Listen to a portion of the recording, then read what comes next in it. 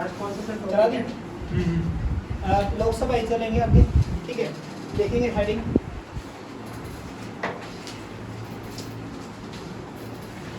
Functions and powers of the speaker या head.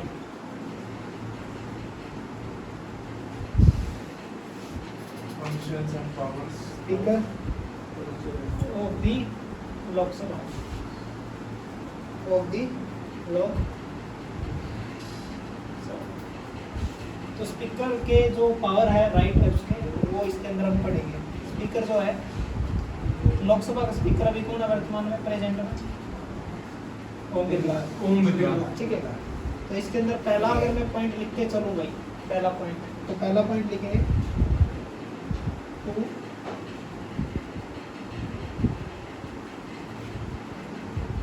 The question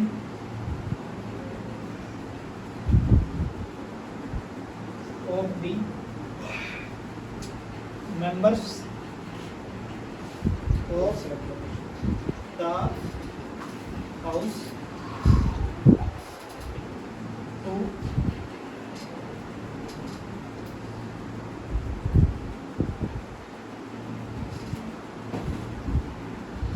them or to declare them against the rules।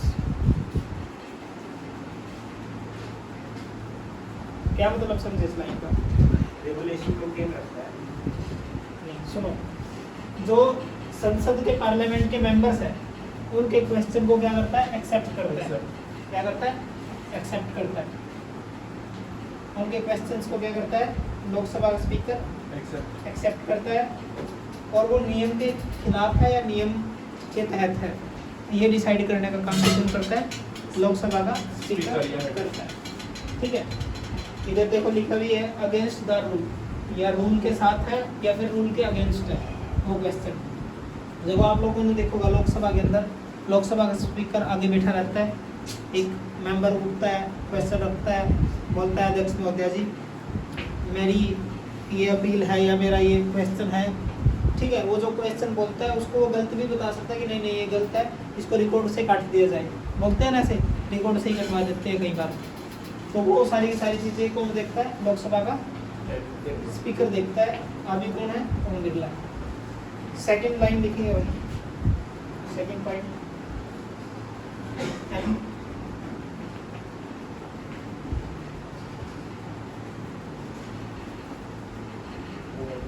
motion on any subject can be moved with the permission of the speaker of the speaker। लिखो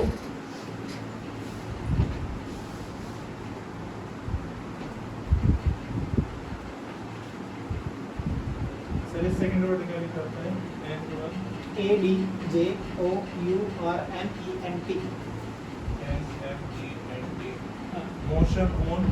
motion on any subject, किसी भी subject से related. लिख लिया? तो कोई भी अगर प्रस्ताव आएगा, कोई भी मोशन आएगा तो बिना स्पीकर की अनुमति के पेश नहीं किया जा सकता भाई। पहले उसको स्पीकर एक्सेप्ट करेगा, फिर उसके बाद उसको अनुमति मिलेगी और पेश किया जाएगा। ठीक है। कोई भी प्रस्ताव है, कोई भी। ठीक है। लिख लिया ये पॉइंट?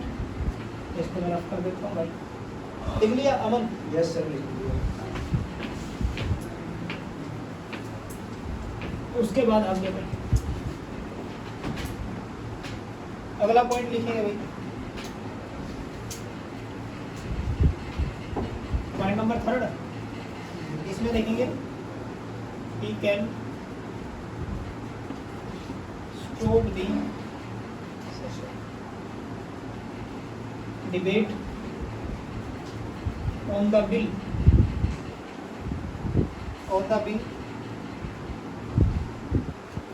under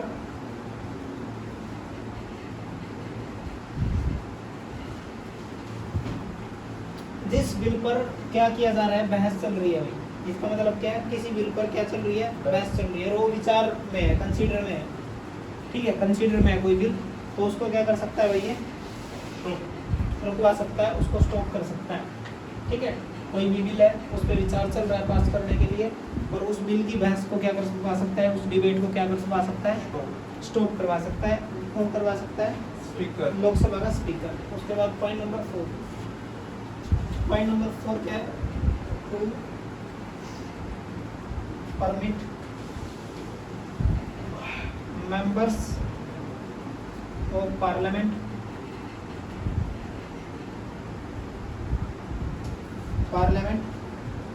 टू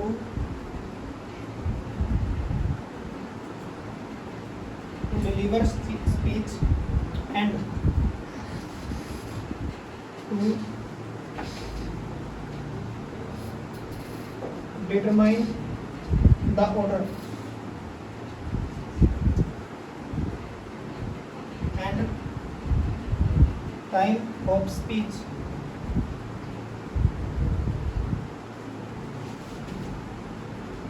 इस लाइन का मतलब समझे, नहीं समझे?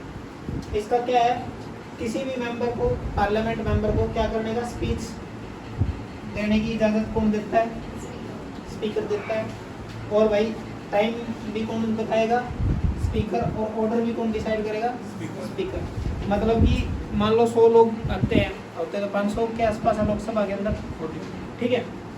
जब वो मेंबर्स बैठे होते हैं तो स्पीच किस किस को करना, वो ऑर्डर भी डिसाइड करेगा कि पहले नंबर पे कौन स्पीच करेगा, दूसरे नंबर पे स्पीच कौन करेगा, तीसरे नंबर पे कौन करेगा। यानी कि ऑर्डर डिसाइड करने का काम भी कौन करता है, स्पीकर करेगा। और उसको टाइम भी दिया जाएगा, भाई आपको 20 मिनट बोलना है, 20 मिनट में आप अपनी बात खत्म करो, 10 मिनट में आप अपनी बात खत्म करो, 5 मिनट में आप अपनी बात खत्म करो, टाइम भी देंगे। उसके बाद भाई स्पीच करने का भी इजाज़त कौन देता है, भाई लोकसभा का स्पीकर देता है मेंबर्स को, ठीक है। हो गया, तो लिख लेंगे भाई बात, हो गया भाई। इसको कर दो रफ, अरमान कर दो rough.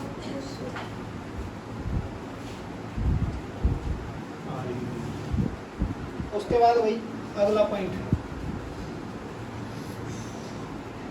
To conduct voting on various bills and proposals and to declare the result. The speaker has the right to cast a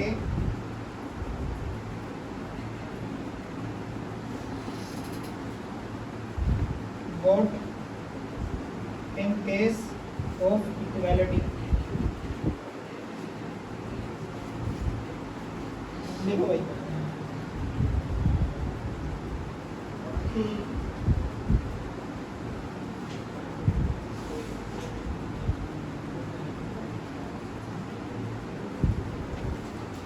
लिख दी वही पूरी लाइन, समझा देता हूँ।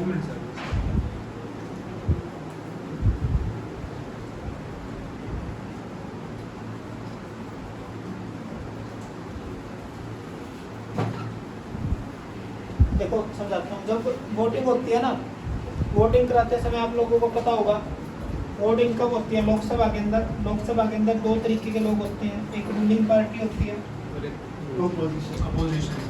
रूलिंग, और एक होते हैं अपोजिशन लीडर्स, ठीक है। अब इसके अंदर मान लो वोटिंग हुई किसी भी बिल से लेकर के, और वो क्या आ जाए, इक्वल आ जाए, इक्वल हो जाए दोनों तरफ से, जितने पास करने वाले हैं उतने ही मना करने वाले हैं बिल को, तो ऐसे केस में क्या करें? स्पीकर वोट कर सर वो खुद अपना वोट देखो लोकसभा का स्पीकर, सुन लो पहले, खुद अपना नहीं, लोकसभा का स्पीकर वोट देने का राइट नहीं होते लोकसभा के स्पीकर के पास, बट जब ऐसी कंडीशन आ जाती है तो वो अपना रिजल्टिंग वोट डाल सकता है, ठीक है। इधर वो अपने राइट का यूज कर सकता है वही रिजल्टिंग वोट के लिए, इसके लिए रिजल्टिंग द स्पीकर, ठीक है। स्पीकर क्या कर सकता है? उस बिल को पास या फेल कर सकता है, यानी कि वो इधर भी वोट कर सकता है या इधर भी कर सकता है। अगर इधर कर देता है तो वो फेल ही हो जाएगा, और इधर कर देता है तो वो पास मान लिया जाएगा। समझ में आ गया? अपना डिसीजन क्या कर सकता है? रिजल्टिंग वोट डाल सकता है लोकसभा स्पीकर। ये लाइन ये हो जाती है जब इस तरीके से की कंडीशन आ जाए। क्या कंडीशन आ जाए? जब रूलिंग पार्टी और अपोजिशन दोनों का क्या रह जाए, इक्वल आ जाए मामला, ठीक है, तो ये कंडीशन अप्लाई होती है। इसको कर दूँ भाई पॉइंट पर मिनट साफ। अगला पॉइंट है भाई 6 नंबर में। 6 नंबर क्या पॉइंट आपका?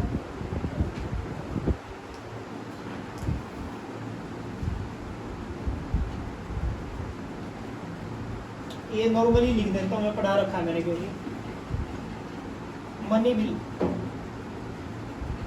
मनी बिल कौन बताता है भाई? लोकसभा का स्पीकर ही बताता है कि ये मनी बिल है या नहीं है। अगर लोकसभा का स्पीकर इसको किसी बिल को मनी बिल बता दे तो वो क्या मान लिया जाएगा? मनी बिल मान लिया जाएगा, ठीक है।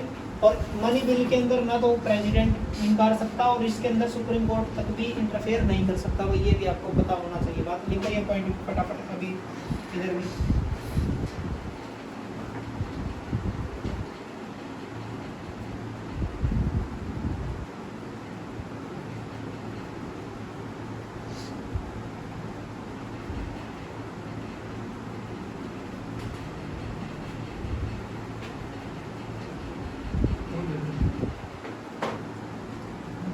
होगा भाई, समझ में आ गई बात? कर दो अब इसको रफ। बस ये 6 पॉइंट याद रखने आप लोगों को। अब मैं एक आर्टिकल लिखता हूँ बोर्ड पे, वो मैंने पहले भी करा रखा, फिर आ गया लोकसभा कराते समय। एक आर्टिकल लिखता हूँ मैं, आर्टिकल नंबर 108 क्या कहता है भाई? आर्टिकल नंबर 108 क्या कहता है? वेरी गुड, बहुत बढ़िया।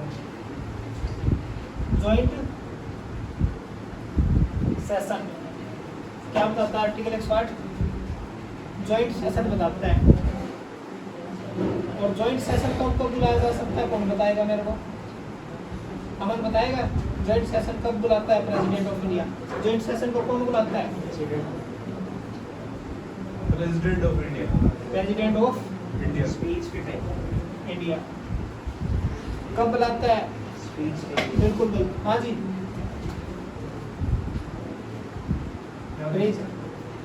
हाँ भाई नमन कोई नया सेशन चालू आरती। जब कोई बिल लोकसभा अप्रूव कर दे और राज्यसभा अप्रूव ना करे तो उस कंडीशन में बुला सकते चलो देखो मैं बताता हूँ। लोकसभा, राज्यसभा, प्रेसिडेंट। जब कोई बिल लोकसभा में आया और लोकसभा ने क्या कर दिया? पास कर दिया, और वही राज्यसभा उसको क्या ना करे? पास ना करे, तो इस कंडीशन में प्रेसिडेंट ऑफ इंडिया क्या कर सकता है? जॉइंट सेशन बुला सकता है। दूसरा, लोकसभा पास कर दे, राज्यसभा भी उसको पास करना चाहती है, बट प्रेसिडेंट ना करे। किसी कंडीशंस की वजह से ना किसी करे। कंडीशन की वजह से उसको वो पास नहीं करना चाह रहे, मतलब कोई पॉइंट है जो उनको अच्छे नहीं लग रहे, उनकी वजह से राज्यसभा उसको पास नहीं कर रही, ठीक है। तीसरा पॉइंट, लोकसभा पास कर दे और राज्यसभा उसको ना तो पास ही करे और ना फेल ही करे, यानी कि अपने पास रख ले, 6 मंथ तक अपना उसका जवाब ही ना दे, 6 मंथ तक उसका कोई रिप्लाई ना करे, तो इन 3 कंडीशंस में क्या बुलाया जा सकता है भाई? Joint session president of India बुलाता है, ठीक है भाई। लिख लो ये पॉइंट।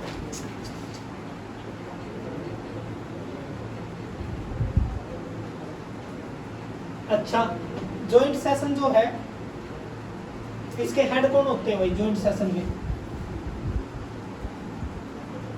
लोकसभा और राज्यसभा इकट्ठा होगी, तो इसका हेड के तौर पे काम कौन करेगा? अब तो ये इकट्ठा है, वैसे लोकसभा का हेड कौन है? स्पीकर होता है। लोकसभा का अभी ओम बिरला है। लेकिन मान लो दोनों इकट्ठा बुला ले प्रेसिडेंट ऑफ इंडिया, तो उस ज्वाइंट सेशन की अध्यक्षता कौन करेगा? हेड कौन रहेगा? बिल्कुल नहीं भाई, लोकसभा का जो हेड होता है ना, वो इसका अध्यक्षता करेगा, लोकसभा का हेड करेगा। हमारे कॉलेज में तो इसलिए सॉरी, तो समझ में आ गया? ज्वाइंट सेशन की अध्यक्षता कौन करेगा? लोकसभा का हेड। और ये किस आर्टिकल के अंदर आता है? आर्टिकल 118 4 में आता है ये पॉइंट। आर्टिकल 118 4 के अंदर ये बात आती है। आर्टिकल 118 4 में ये बात आएगी।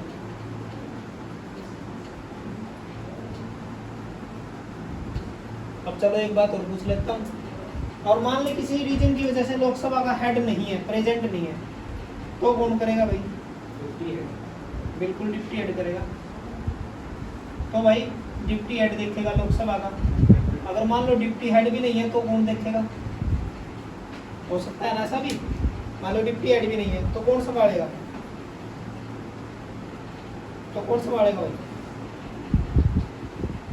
राज्यसभा का चेयरमैन, राज्यसभा का वाइस प्रेसिडेंट। चेयरमैन। और कौन होता है वो? वाइस याद आ गया।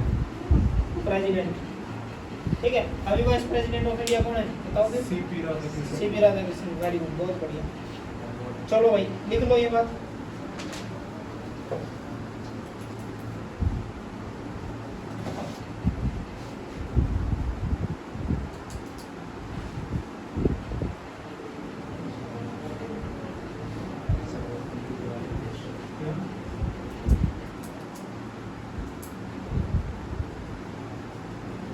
लिख दिया? चलो बहुत बढ़िया, मैंने तो बता ही दिया। बता ही दिया था। अब मैं बता दूं? दिमाग में ऐसा अब मैं बता दूं? लिख भी लिया गया ये? चलो मैंने क्या कहा, इधर देखो, लोकसभा का अगर हेड नहीं है तो कौन संभालेगा पद? Deputy head. Deputy head। अगर डिप्टी हेड भी नहीं है तो राज्यसभा का कौन पद संभालेगा? बिल्कुल गलत जवाब है, प्रेसिडेंट। Vice president. बिल्कुल गलत जवाब है। इधर संभालेगा भाई डिप्टी चेयरमैन। इसने बताया था आंसर। ठीक है, डिप्टी चेयरमैन। ठीक है भाई, डिप्टी चेयरमैन पद संभालेगा। अगर डिप्टी चेयरमैन भी नहीं है तो कौन संभालेगा? एक और लोग लास्ट बता दूं पॉइंट। अगर डिप्टी चेयरमैन भी नहीं है तो उस सेशन के अंदर जो सबसे सीनियर व्यक्ति है, ठीक है, उसको वो पद सौंप दिया जाएगा। ठीक है, समझ में आई बात? ऐसे एकदम से बोल रहा हूं, वाइस प्रेसिडेंट ऑफ इंडिया। समझ रहा है, 36 बिरादरी से हमारी। ठीक है, सर आपने पहले सही कहा, मैं जो सही बोल रहा हूँ। चलो कर दो रफी इसको भाई। चलो अब देखो, लोकसभा लगभग हमने खत्म कर दिया। अब हमें ये पता होना चाहिए लोकसभा का पहला स्पीकर कौन था। इस तरीके के मैं सारे के सारे क्वेश्चन में फटाफट लिखवाऊंगा। तो लिखेंगे भाई first Lok Sabha speaker. First Lok Sabha speaker कौन था भाई? फर्स्ट लोकसभा स्पीकर, उसका नाम लिखेंगे Ganesh Vasudev Mavalankar. Ganesh Vasudev G.V.. Mavalankar. G.V.. Mavalankar speaker. हाँ जी, स्पीकर। हाँ जी। नाम भी तो ऐसे अच्छा, इसी के साथ है ना, जी.वी. मावलंकर के साथ साथ श्री अनंत श्यानम भी इसी के साथ था भाई। दो थे ये इकट्ठा, श्री अनंत श्यानम। और भाई अगर पूछ ले first Lok Sabha deputy speaker, deputy speaker, तो वो कौन हो जाएगा भाई? ये श्री अनंत श्यानम।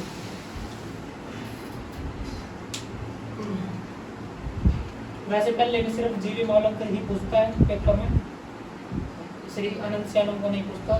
श्री अनंत श्यानम क्या माना जाएगा? First deputy head, yes, deputy speaker. ठीक है भाई, सर श्यानम है, श्यानम है। अनंत श्यानम। शानम। अब लिखेंगे अगला पॉइंट। अब तक है ना, टू फीमेल्स, दो फीमेल,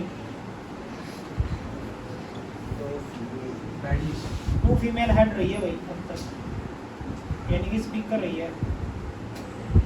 बता सकता है कोई? 2 फीमेल स्पीक कर रही है, कौन बोल रही है? नंबर 1 मीरा जोशी कुमार, क्या नाम है भाई? मीरा कुमार। ये 15वीं, हाँ 15वें नंबर की लोकसभा थी, उसकी स्पीकर बनी थी भाई ये, जो 15वीं लोकसभा चली थी 2009 से 14, 2009 से 14 तक चली थी। और मीरा कुमार भैया किसकी बेटी है? ये उस जगजीवन राम की बेटी है भाई। ये कौन है सर? बड़ा तो है। बड़ा तो है Jagjivan Ram first labour minister, first labour minister, और लगातार भाई 32 सालों तक लेबर मिनिस्टर है ये, 32 सालों तक रहने वाले लेबर मिनिस्टर है जगजीवन राम। दूसरा नाम लिखेंगे, बस बातें मत करो ज्यादा। आज तक 2 ही फीमेल रही है। हाँ, सेकंड फीमेल का नाम लिखेंगे सुमित्रा महाजन। और बंदी कौन सी है तो देखिए। सुमित्रा महाजन, सुमित्रा महाजन 16 नंबर की रही है भाई, 1500 और ये 2014 से 2019 तक रही थी, 2014 से 2019 तक। सुमित्रा क्या लिखा है? सुमित्रा महाजन, सुमित्रा हाँ सुमित्रा सुमित्रा महाजन। सुमित्रा गांव में बुढ़ियों के नाम होते हैं।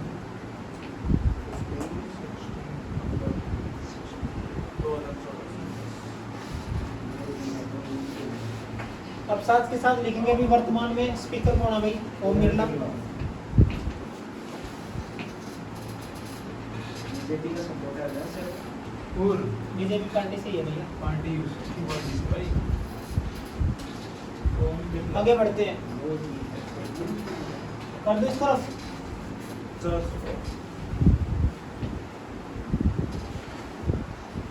अगला पॉइंट लिखेंगे भाई, leader of the house, first leader of the house.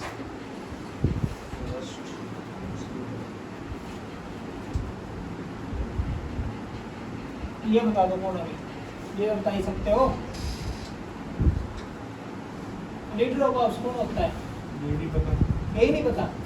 Leader of the house prime minister होता है, और फर्स्ट प्राइम मिनिस्टर कौन था? जवाहरलाल मैं ये बोल रहा हूँ, मैंने सोचा कि पंडित जवाहरलाल बड़े चुके हो। Nehru, Pandit Jawaharlal Nehru. First leader of the house कौन थे भाई? पंडित जवाहरलाल नेहरू। अभी प्रेजेंट में कौन है भाई? मोदी। प्रेजेंट में लीडर ऑफ द हाउस कौन है भाई? एन मोदी। बस बस मुमकिन बाद में कर लेना। एन मोदी, नरेंद्र दामोदर दास मोदी, ठीक है जी। कंप्लीट नेम है मोदी जी का, नरेंद्र दामोदर दास हाँ, मोदी। मोदी उसके बाद लिखेंगे भाई जी। First leader of the opposition, Lok Sabha के first leader of the opposition. भाई अब ज्यादा हो रहा है, बता रहा हूँ मैं जो भी बोल रहा है, ठीक है। Leader of the, first leader of the opposition, first leader of the opposition Ram Subhag Singh, Ram Subhag Singh, Ram Subhag Singh, Ram Subhag Singh. फिर उसके बाद लिखेंगे फर्स्ट लीडर ऑफ द, हो गया। अब लिखेंगे present leader of the opposition, Rahul Gandhi present leader of the opposition, हाँ भाई राहुल गांधी। अभी कौन है भाई leader of the opposition? Rahul Gandhi.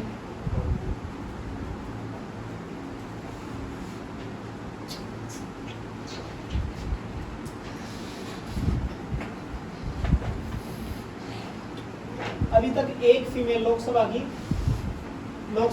अभी तक एक फर्स्ट, एक फीमेल बनी है भाई सेक्रेटरी, सेक्रेटरी के तौर पे अभी तक एक महिला बनी है, उसका नाम लिखेंगे क्या है? सेक्रेटरी क्या होता है? महासचिव। महासचिव के तौर पे आइए स्नेहलता श्रीवास्तव।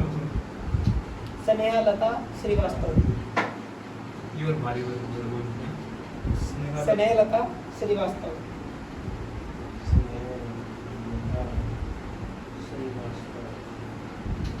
और इनकी अपॉइंटमेंट कौन करता है? लोकसभा का स्पीकर करता है। सेक्रेटरी जो होता है वो उसकी अपॉइंटमेंट कौन करता है भाई? लोकसभा का स्पीकर करता है। कौन करता है भाई? स्पीकर। लोकसभा का स्पीकर करता है। ठीक है, ये पॉइंट लिख दिया भाई। क्या अभी तक किसी लोकसभा के हेड के खिलाफ नॉन कॉन्फिडेंस मोशन लगा है? बिल्कुल भाई।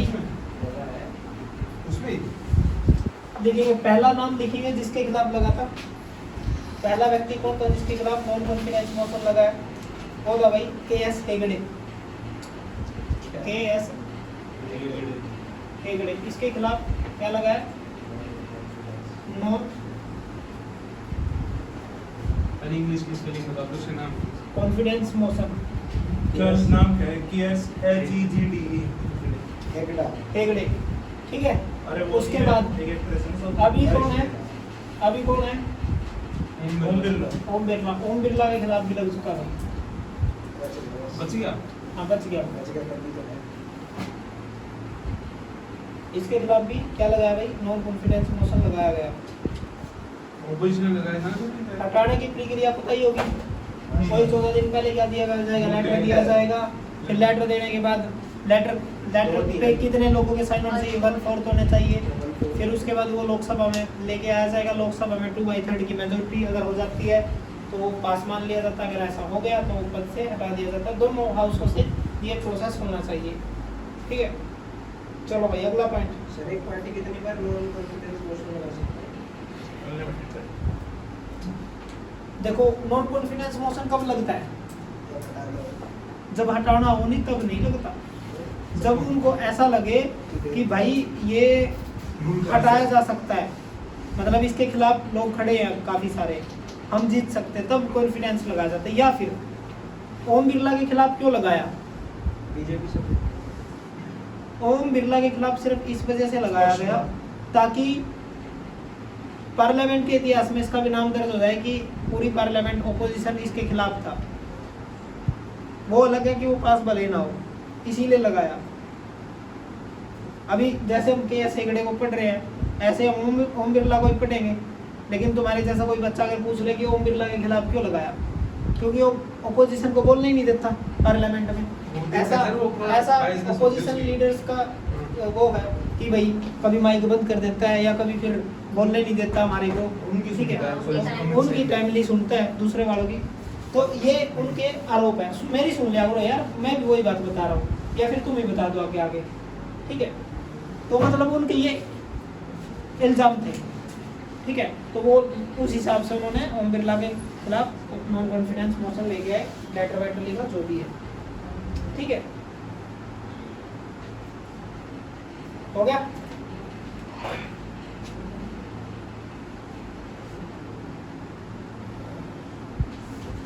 तो मैं लोग ये बताओ, सेंटर के अंदर जो कैबिनेट बनता है वो कितना बनता है, कैसे बनता है? कितने लोग होते हैं कैबिनेट में मिनिस्टर बनने वाले?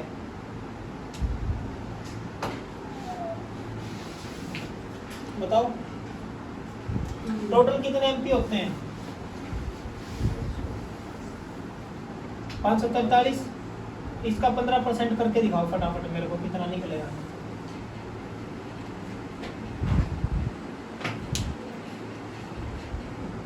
जल्दी करो।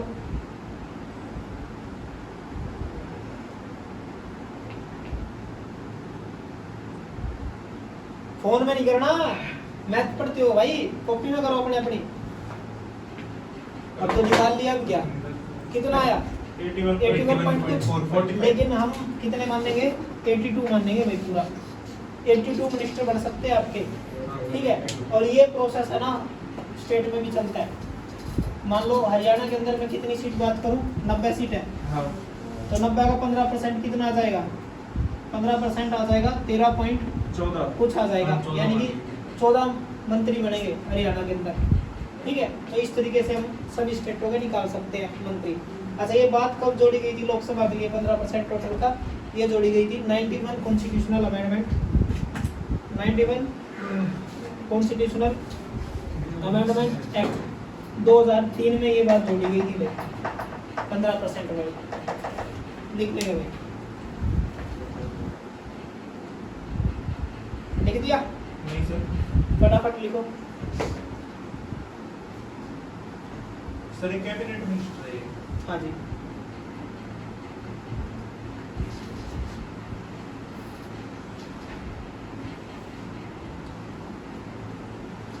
हो गया जी। No sir.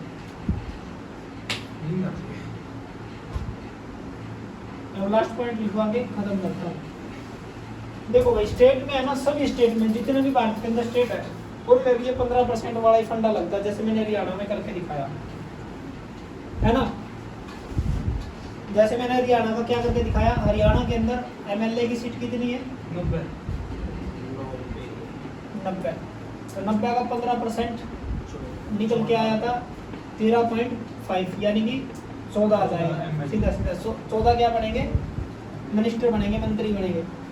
अब भारत के अंदर दो ऐसी जगह है, दिल्ली और पुदुचेरी। लिखेंगे दिल्ली और पुदुचेरी, दिल्ली एंड पुदुचेरी। इनमें ये 15% का फंडा नहीं लगता, इनमें लगता है भाई 10% का। कितने परसेंट का लगता है? 10% का लगता है। दिल्ली के अंदर सीट कितनी है? 70। एमएलए कितने हैं दिल्ली के अंदर? छोटी 70। जगह में। हाँ भाई, बटे 100। देखो, एक से एक ओनली 7 मिनिस्टर बन सकते हैं, 7 मंत्री बन सकते हैं ओनली दिल्ली के अंदर। तो इनमें कितना परसेंट लगता है? 10% लगता है। तो ये लिखेंगे भाई, ये लास्ट पॉइंट था इसका। अब आपको सीटें पता होनी चाहिए लोकसभा की। जैसे उत्तर प्रदेश में कितनी सीट है? सबसे ज़्यादा सीटों की बात करूँ मैं, मैक्सिमम सीट किस में है? उत्तर प्रदेश। यूपी में है। कितनी? 80 सीट है भाई, लोकसभा की 80 सीट है भाई।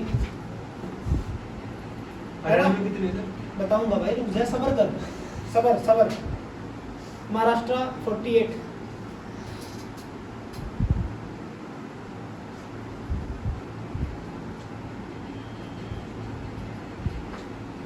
महाराष्ट्र में कितने? 48।